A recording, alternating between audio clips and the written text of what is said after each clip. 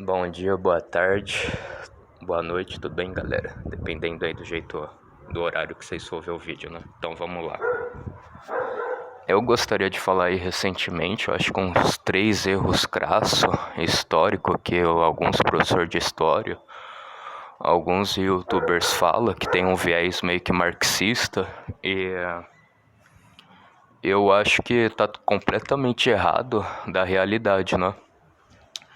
Acho que começando aí pelo primeiro, que alguns falam, é o fato do Dom Pedro I ter assinado a Constituição de 1824 de forma outorgada, né? Ele outorgou a Constituição. Então, aí falam que talvez é uma ditadura, uma autocracia, não sei, eu acho que não tem nada a ver esse sentido. Porque ele deu o tempo para os parlamentares, Partido Conservador, Partido Liberal, para fazer a Constituição. E eles ficaram brigando entre si e não conseguiram fazer logo o texto básico. A gente terminou de escrever tudo, só falta o senhor assinar. Ortogar, só falta a assinatura do senhor para aí sim a Constituição dar certo e aí tá valendo, né? Então, eles por se atrapalhar, eles por coisar, não... Eles por coisar, ó. Eles por se atrapalhar e por protelar o texto base, o imperador falou, não, a gente não tem tempo, a Constituição tinha que estar feita para ontem. A gente acabou de se ficar independente, a gente não pode demorar tanto para isso, né? Não pode enrolar tanto para isso.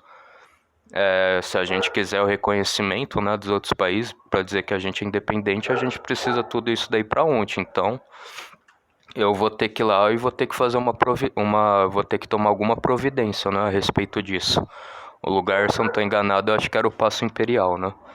Aí o exército, né, acho que talvez seja a participação que o exército teve mais importante na história do Brasil depois da independência, né? O exército foi lá e tirou todos os parlamentos. Falou, vocês só ficam de picuinha, vocês só ficam brigando. Então vai vir o próprio imperador e vai assinar a Constituição. Sem vocês, né, poder fazer nada. E realmente foi isso, né? Daí ele tirou todos os parlamentares para fora.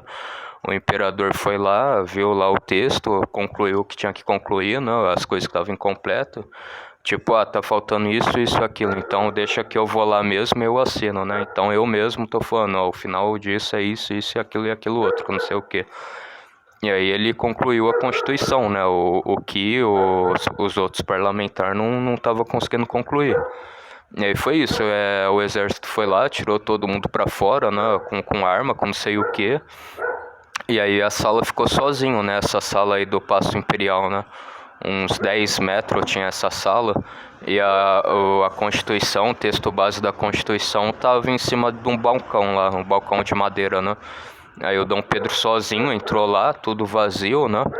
Que o exército tava contendo os parlamentares, alguns populares para fora do Paço Imperial. Aí o Dom Pedro I foi lá e assinou.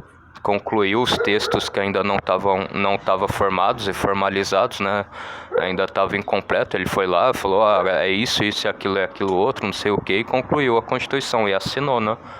Mas é isso, não é porque foi ortogada que significa que é uma ditadura, uma dentadura, né? Uma dentadura, uma autocracia que não respeita a opinião dos contrários, as opiniões contrárias, que não respeita o...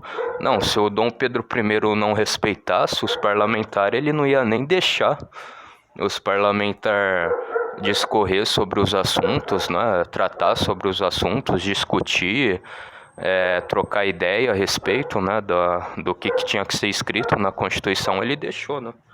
Ele só foi complementar porque eles estavam tumultuando demais, né? Tumultuando e qual outro nome, não estavam resolvendo nada, né? Daí falou, já que ninguém pode resolver, então resolva eu mesmo vou lá resolver isso daí, né? E foi isso que ele fez. Então é isso, a primeira Constituição aí do Brasil de 1824 não foi uma Constituição de ditadura, de dentadura, de autoritário, não sei, né, como alguns dizem. Bom, outra coisa Aí o pessoal fala, não, que a primeira treta mundial acabou porque a Rússia saiu e os Estados Unidos entrou. Bom, primeiro que os Estados Unidos sempre teve uma política interventora em todos os países do mundo, né? Eles falavam, tá tendo guerra do outro lado do mundo, mas antes a gente ir lá e combater por lá mesmo do que isso chegar em solo americano, né? Então eles sempre tiveram essa ideia, né? Essa política interventora no mundo inteiro, né? E aí pega-se um pouco disso, né? Um pouco disso, outras coisas que talvez eu ainda não possa falar, né? Não sei se o YouTube vai dar showdoban no meu canal se eu falar. Outra coisa assim curiosa, né? Do coisa aí, dele ter entrado. Eu acho que é isso, né? Os outros países ter chamado ele pra ajudar, né? Da Intente, né? Não sei. O aliado, não, os aliados, né? Chamou os Estados Unidos pra ajudar, não sei o que. Então, tem uma série de fatores nesse sentido, né? Agora, qual outra coisa? Agora a Rússia Imperial, ela deixou de existir, né? Ela se desintegrou. Ela foi desintegrada, foi desmantelada, foi desfibrilada, né? Desfibrilada, se eu posso usar esse termo, né? Então foi isso, deixou de existir a Rússia Imperial e virou essa porcaria dessa União Soviética aí, socialista, né? Que o pessoal do nariz, né? Vamos dizer assim, o pessoal do nariz aí na União Soviética fizeram isso, né? Lenin, Stalin, Trotsky, entre outros, né? Fizeram a União Soviética, então a Rússia Imperial, que estava na primeira treta mundial, deixou de existir, né? Mas se não tivesse acontecido esse golpe republicano desses socialistas aí para fazer a União Soviética, a Rússia ainda ia continuar, né? E ia ter bala na agulha para conseguir continuar, né? Enfim, a outra aí é sobre o cangaço, né? O Tenente Bezerra, que pegou o Lampião. Eu acho que aí que tá a primeira tropa dos estaduais, né? Que juntou soldado de todo lugar do Brasil, polícia, guarda, né? De todos os estados aí que tem, São Paulo, Santa Catarina, Rio Grande do Sul, Paraná, Bahia, Amazonas, Pará, Mato Grosso do Sul, juntou todos e foi lá pro cangaço, né? Por ordem aí do Getúlio Vargas acabar com o Lampião e o cangaço, os cangaceiros, né? Então, na primeira tropa estadual, teve vitória da União, né? Teve vitória do governo, porque todos os guardas estaduais conseguiram pegar o Lampião. E o Tenente Bezerra ceifou a vida do Lampião. Então, nisso daí tá de parabéns, né? Esse fato histórico aí. Porque os caras faziam tudo que não prestava aí, né? E fazia assalto, crimes da pior das formas mais desumanas, né? Crimes hediondos. Então isso daí tava certo. A polícia estadual, né, dos estados, as polícias interestaduais, né, porque envolvia de todos os estados do Brasil, conseguiu pegar o Lampião na emboscada e conseguiu ceifar a vida dele, né? E muito bem ceifada, diga-se de passagem, eles terem acabado com o cangaço.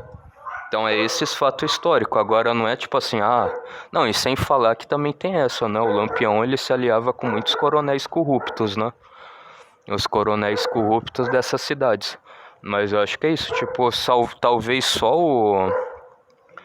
os guardas do estado do Pernambuco não conseguiram dar conta, né?